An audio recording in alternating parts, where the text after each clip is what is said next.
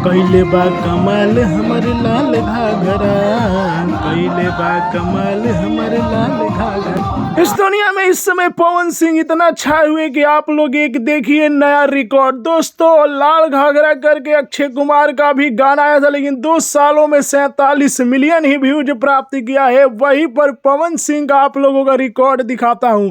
इस गाने का फुल वीडियो जो रिलीज हुआ 131 मिलियन है और 3 महीने से ट्रेंडिंग में बना हुआ है। सबसे बड़ा रिकॉर्ड 8 नंबर ट्रेंडिंग पर अभी भी चल रहा है।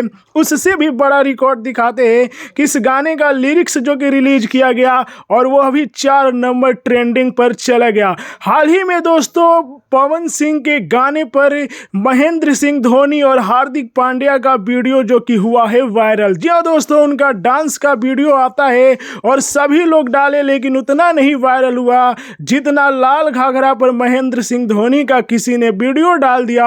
और देख सकते हैं 5 लाख से ज्यादा लोगों ने देखा है और 33,000 लोगों ने लाइक किया है। तो ये है पवन सिंह का पावर।